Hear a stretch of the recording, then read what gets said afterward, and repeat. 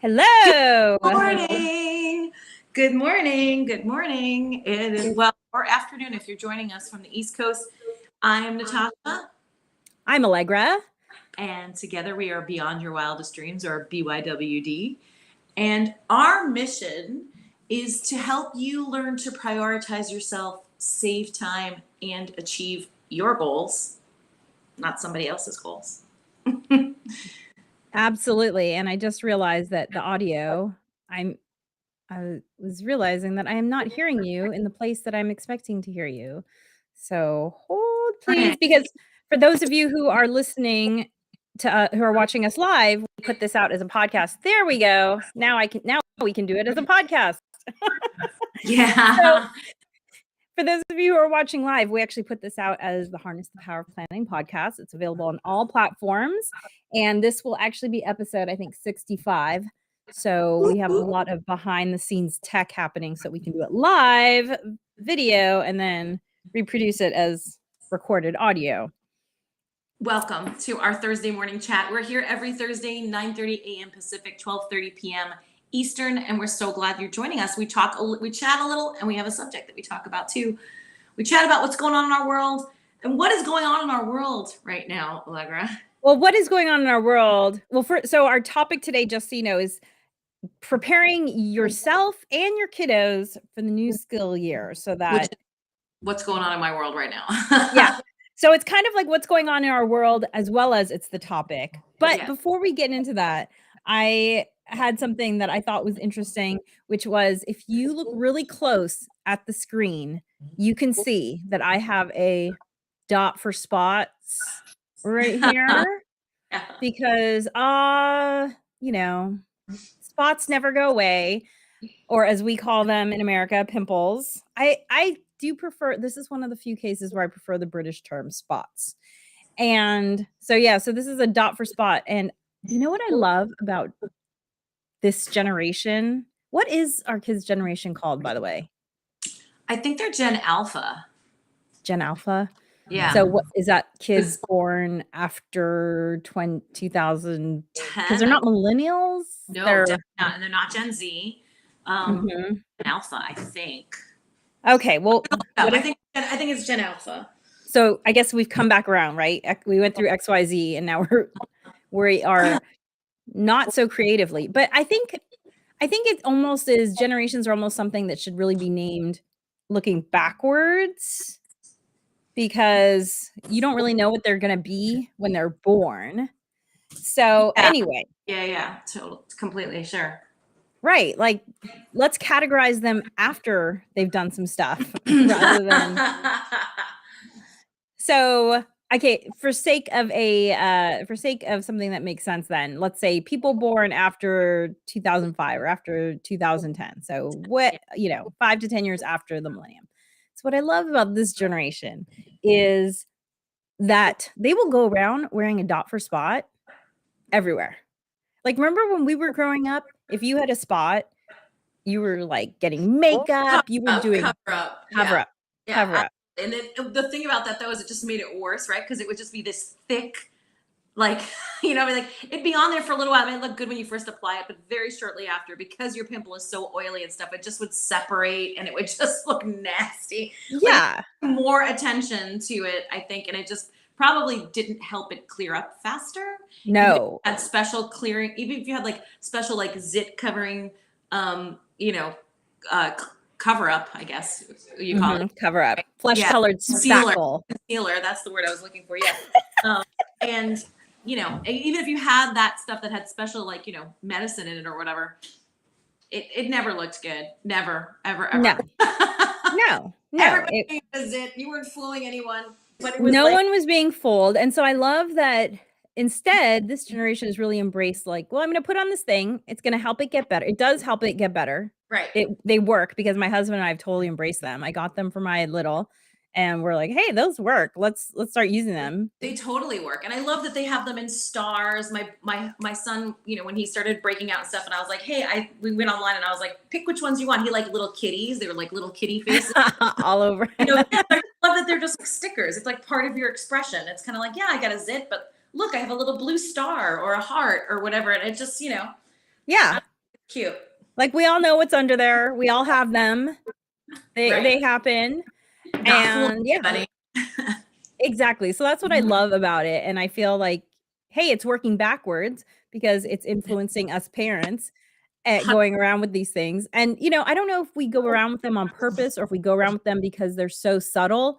For people listening to the podcast, it's a clear patch that is how big is it? The size of like a push pin head.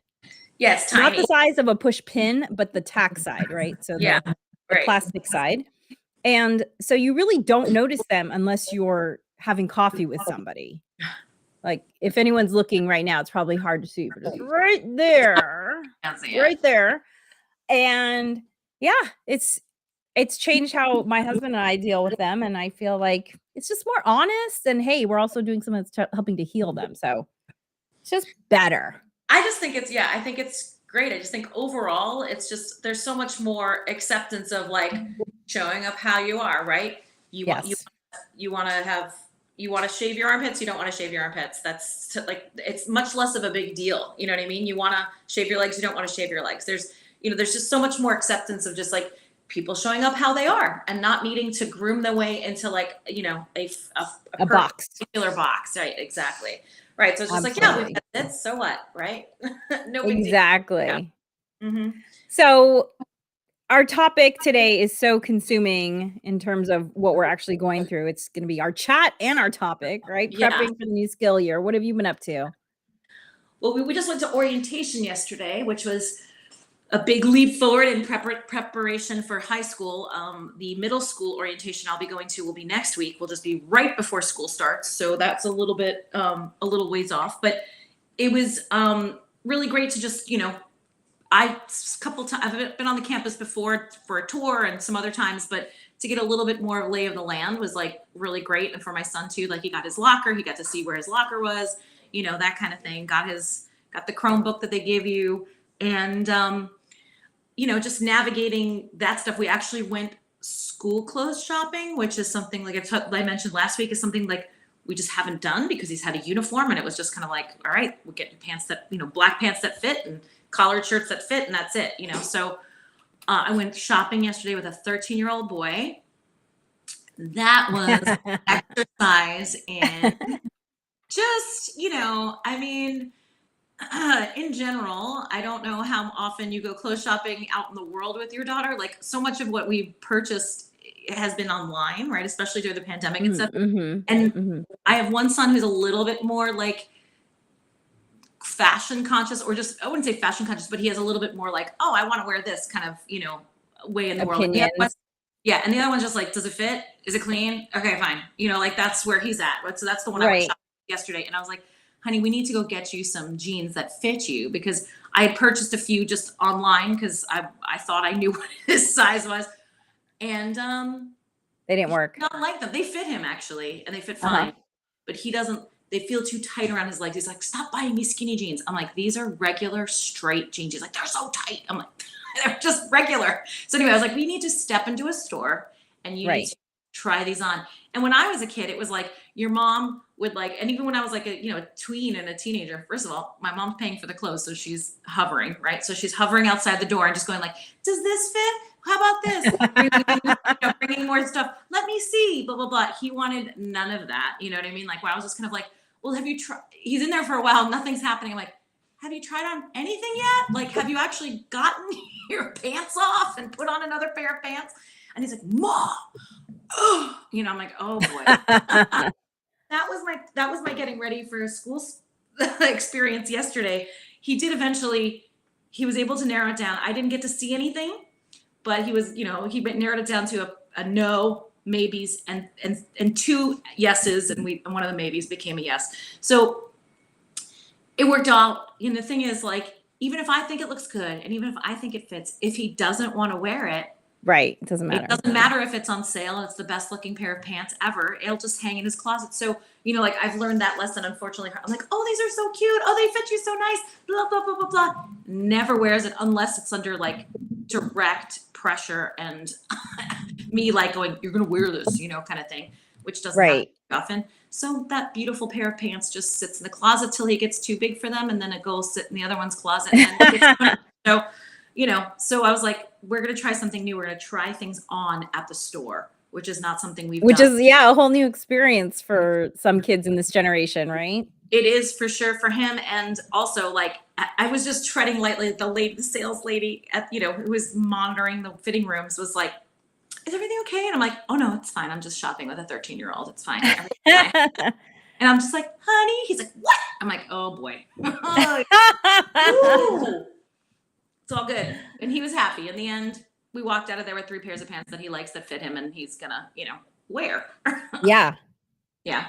So that's where we just been at that stage at the moment. And then the other one needs a new backpack and he's nervous. Yesterday he just dropped in that he's got one more week of summer after this week and then middle school and he's like like he just dropped it in yesterday, so there was a little bit of a panic. Your middle schooler just dropped in? Yeah.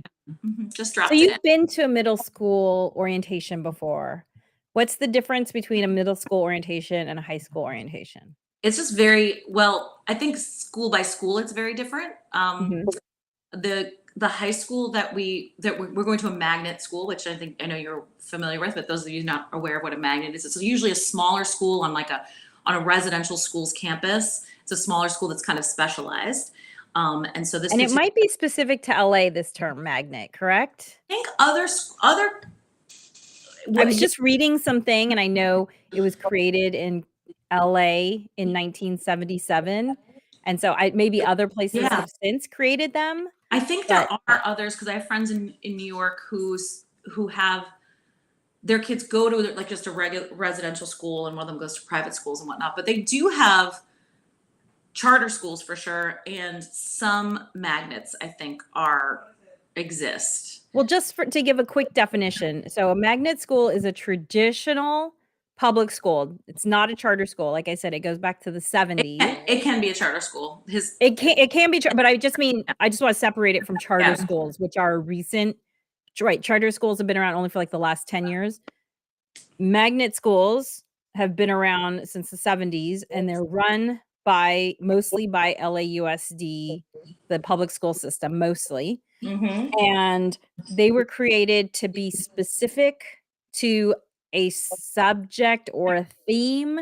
So it could be like a journalism magnet, it could be an arts magnet, and it could be a highly gifted magnet. And the whole idea, it's called a magnet because it's attracting students from outside the typical residential area. So your home school is the school you're supposed to go to based on your address. A magnet school might be outside of that area. Absolutely. And you can go from and this is a humongous school district. And so you can literally go to any school you want to. It is open to you. It's just a matter of getting there in a timely manner because it is literally, it's humongous in its size and its scope as far as, actual square footage. It's very big. So this or square mileage. Square mileage. Yeah, there we go. It's much better, much easier. And so this magnet is much smaller this high school is going to a very large campus. In fact, it has 2 magnets on the campus. So it's a much smaller school inside the bigger school. And it was a much more intimate orientation.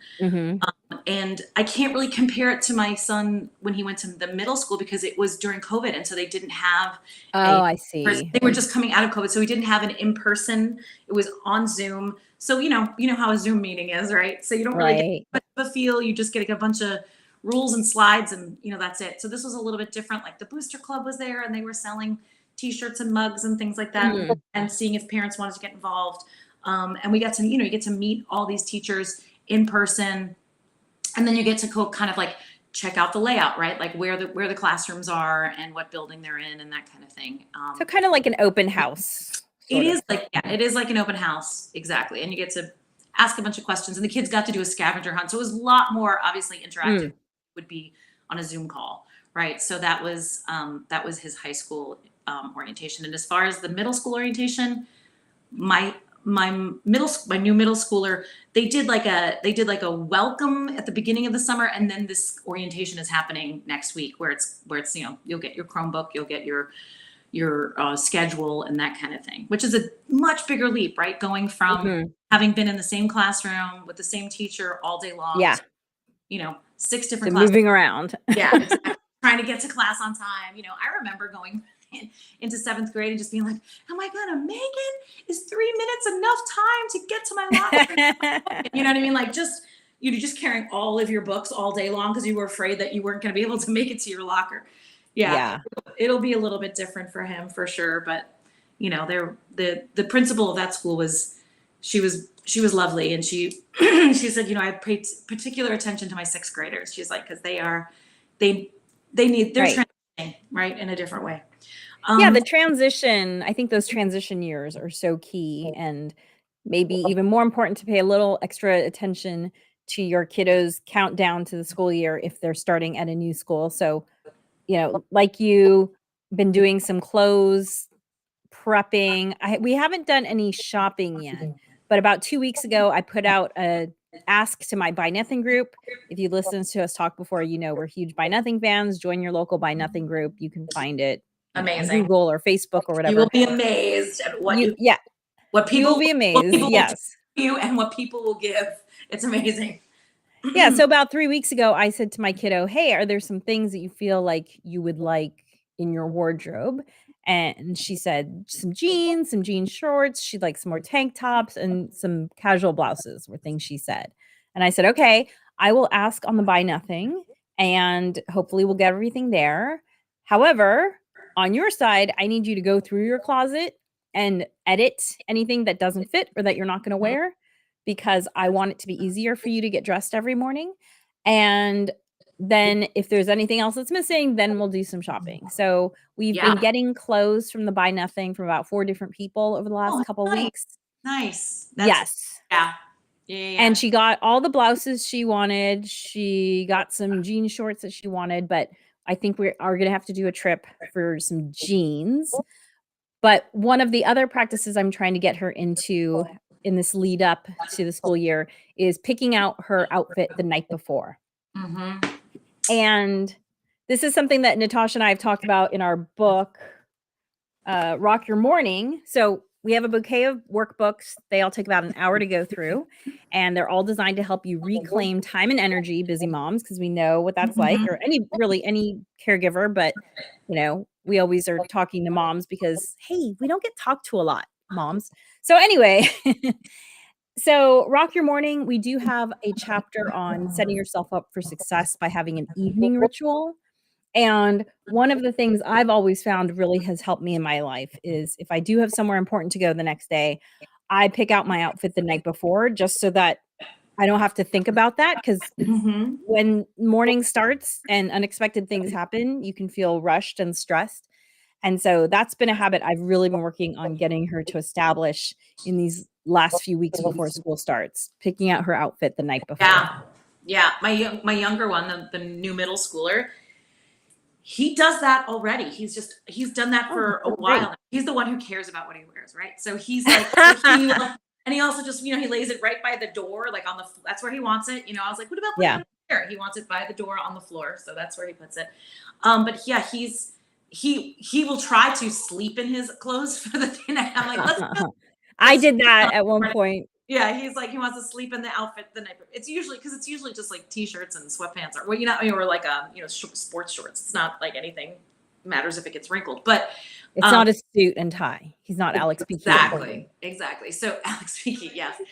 Although he's the one that when he turns like 7, he wanted a suit, like a 3-piece suit for Christmas.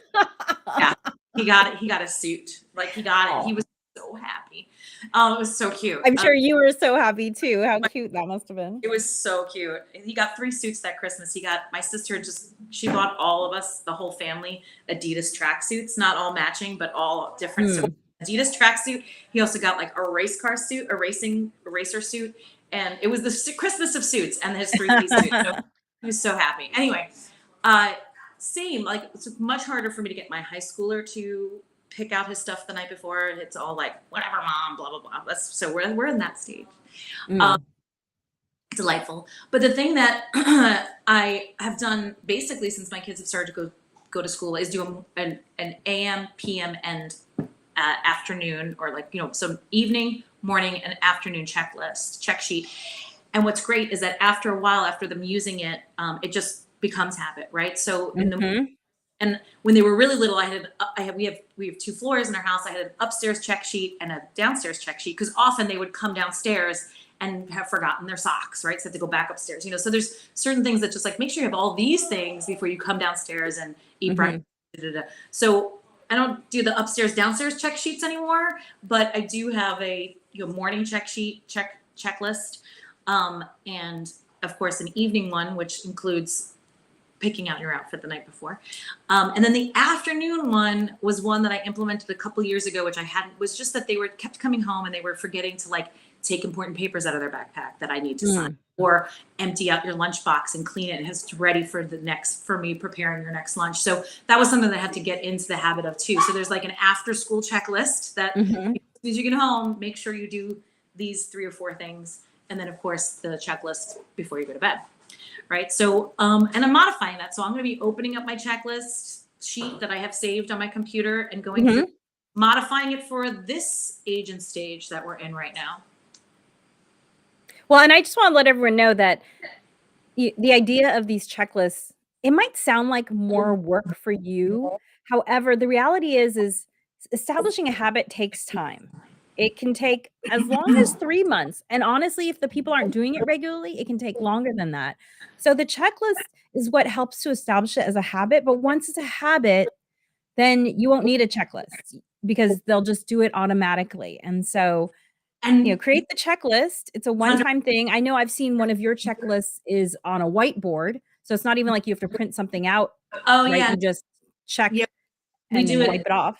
We did, yeah. I've done it several different ways. When they were really young, I did it like on a piece of cardstock, and it was before they were able to really read, especially the young one, and just had like little pictures, right? And then and they had a little magnet, and when they did it, they take the bottom of the checklist and had a little check mark, and you put it up, and the magnet was there. So every day I just boop boop boop take the magnets down, and then they would I had let them pick out the colors. Like I tried to make it as attractive as possible to them, right? So it was like glitter blue, and like so.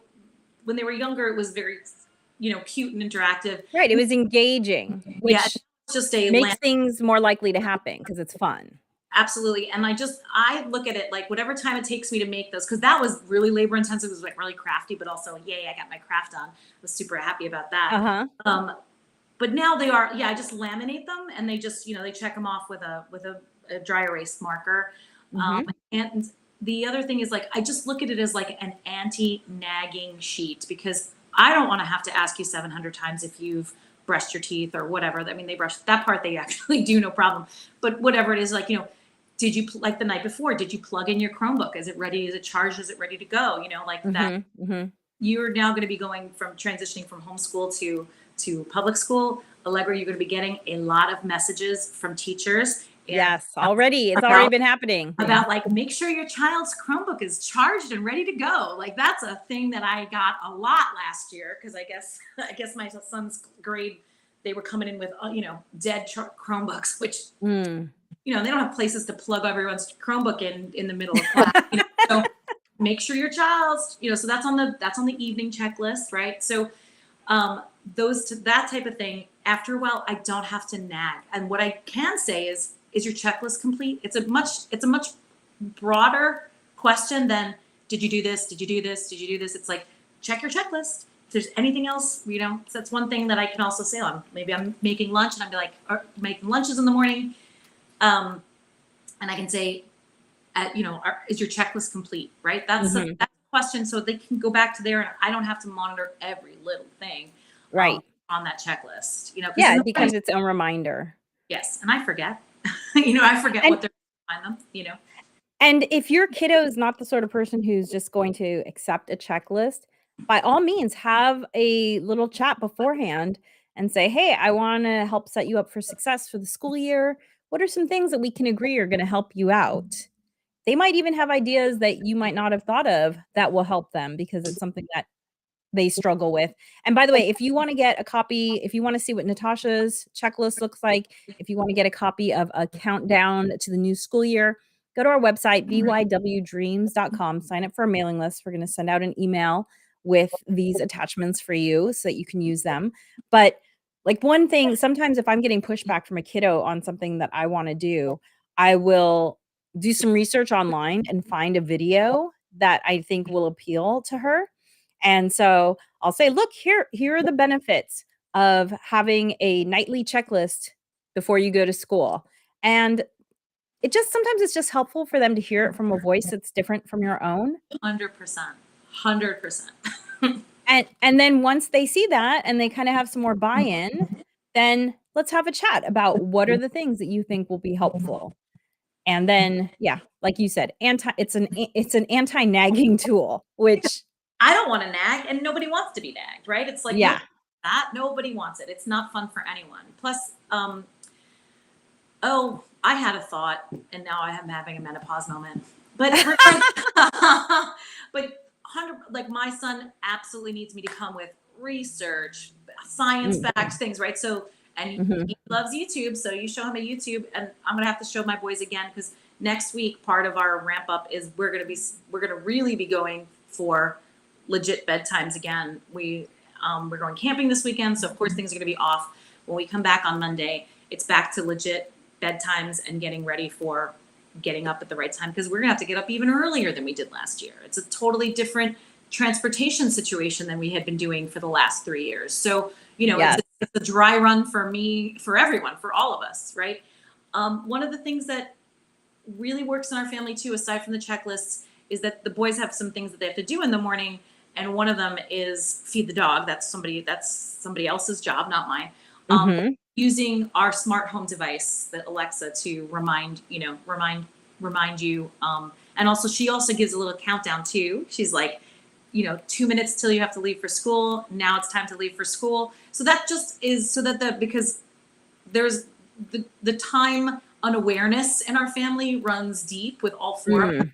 So to have someone just say, hey, it's 2 minutes before you have to leave. Hey, instead of just saying leave now, it's helpful to have like 5 and 2 and leave now. So that just gives us an awareness of like what's going on. Because even with my family, even if I say 5 before you have to leave, that's almost too much time. That's too much time to you can like get right at the 5 minutes and think you have extra. So 5, 2, and go is what we have for our family as far as like leaving the house and on weekday mornings. So that's helpful for us too. Absolutely. We've been my child has, because she's been homeschooled, she's always gotten up at almost whatever time she just gets up. And so I have started 2 weeks ago with this getting up earlier. Yeah. And so 2 weeks ago we started getting up at 7:30. And then this week we've been doing 7, and then next week we're doing 6:30. That's the way to do it. That's much smarter than what we're doing. We're just going cold plunge, cold turkey. Next week, just everybody's schedule has been so different for the summer, so that we haven't really adhered to it. So next But your week, kiddos have done this before. Mine hasn't, which is yes, why I wanted to give this long ease in. very smart. Yeah. And also, like you said, found some research explaining to her about the importance of having a regular bedtime. Right. That sort of thing is so helpful. And for those listening on the podcast, our website is bywdreams.com, and sign up, and we will send you our countdown to the new school year lists. One other big tip that I do want to give is to, if you are able to take your kiddo to the new school, especially if it's a new place for them. So if this is a transition or they're starting at a new school, and see if there's a way that you can do a tour, walk around. There's so much uncertainty about new locations. Like it naturally creates anxiety. Natasha and I are big brain science nerds. New locations just naturally kind of create anxiety in humans. And they have so many other things they have to think about. They have to, meet new teachers maybe. They have to maybe make new friends. They're taking actual academic classes. That I really wanted to do everything I could do to make her feel comfortable in the new location. Mhm. And fortunately, a couple of things we were able to do were some summer bridge programs being run by the school. And so maybe this is something for you to think about next year, listeners, because maybe it's too late now. But summer bridge programs, it wasn't widely advertised. Like literally less than 10% of the kiddos who qualify for this have been doing it. So I was kind of surprised at how small it's been. And so you might have to look it up. But I'm so glad we've done it because she has now spent 2 weeks on the campus Yeah. without having to take any academic classes. Yeah. You know, she's made friends early, she's met some professors or teachers. I'm calling professors, I think they're in college. Listen, they almost got a promotion. And yeah.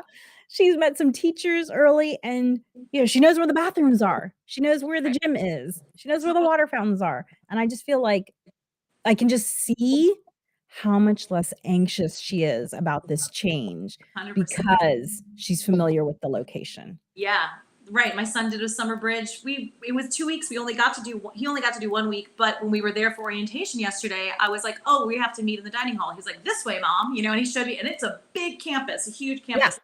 So he's gotten a lay of the land. And actually, it's funny because they call it the land. They actually call the campus the land. So he got the lay of the land. Yeah, because these campuses, these LAUSD high schools are how many acres would you say they are? 10 acres? Huge. And they're big. They're really big. Yeah. And I don't know if this is unique to, at least the high school I went to was one building, 3 stories. Here in California, it's like multiple buildings, 1 story. So you're changing buildings when you're changing classes, right? You're not just in one building. I think it's just, you know, back where I grew up on the East Coast, like you had weather, so you just stayed inside, you know, that unpleasant weather. The other thing that I would mention is, you know, if your kiddo is transitioning into a school now that uses lockers where they haven't before, right? You don't have. If it's a locker, it's a lock you provide yourself. Get it now. Get it early. Let them practice opening that up because, you know, in between classes, it's opening a lock on a locker is like a new skill that they have to learn. So right. My young one, he got it early in the summer. He's been practicing. He's got it down really fast because he's into like Rubik's cubes and stuff like that and doing things fast, right? So he's got his locker down fast. So, you know, maybe you still have a week or more. Some people are going back after Labor Day. Your kid still has time to practice a locker, even if it's a lock that's embedded in the locker itself. Just let them play with the master lock so they get the whole rhythm of it. Feel the right, left, right. Exactly, that whole thing. So they get the feel of it, even if the numbers are different. Yeah, play with that. Let them get used to that so that it's not a whole nother set of pressure on top of, oh my gosh, I got to get to class. Oh my gosh, I can't get my locker open. You know? Right. Yeah, because that would be a lot of pressure. And then, you know, I think one of the final tips in terms of the new school year is to do the drive. If this is a new drive for you, do the drive at the time that you're going to be doing it. And then allow yourself another 10 minutes or, you know, 10% longer, because once school starts, we know that traffic adds up, at least in LA. Like the difference between non-school traffic and school traffic is very noticeable. My husband's always excited when summer starts because his traffic goes down, his commute is shorter. Yeah. And then when school starts, he complains about how the commute is longer. So do the drive and then give yourself a buffer, knowing that that's not exactly how long it's going to take. And if you have bus, bless you, God bless you. If you get bused, some schools get to bus, some districts are busing. Good for you. Excellent. Yeah. Good job. That's a little dicey in LA. It depends. But hopefully these have been helpful hints and tips for you. If you have thoughts, tips, or resources, please comment and share, because all of everything that we talked about here, I have gleaned from lots of different places on the internet, lots of different parent friends and things, and of course my own experience, right? So we've cobbled this together, and I'd love to get more information. If you've got some tips and tricks and hints, please share. Absolutely. Hey, we might add them to our countdown sheet. And again, if you want to get our countdown sheet, go to bywdreams.com, sign up for our mailing list, and we will send those out. And one last thing is, hey, when the school year starts, maybe put a little note in there to take yourself out for something that you enjoy, to pat yourself on the back for a job well done on getting the kiddos ready for the new school year. I know Yeah. I have a little note for something that I'm going to be rewarding myself with because honestly, the last 4 weeks have been nothing but prep for school. Like we have not done travel in this time period because this has been such a huge transition for my kiddo that I really just wanted to like flatten it out and make it as smooth as possible. And so there are a lot of things that I haven't done in the last 4 weeks that I might usually do. And I have a note for, once her first week of school is completed, that I am rewarding myself Girl, with. I'm gonna do that too. That's very smart. I'm doing that too. I have a gift certificate to a massage place that's been burning a hole in my pocket. I'm gonna set that up. I'm gonna go ahead and make that happen.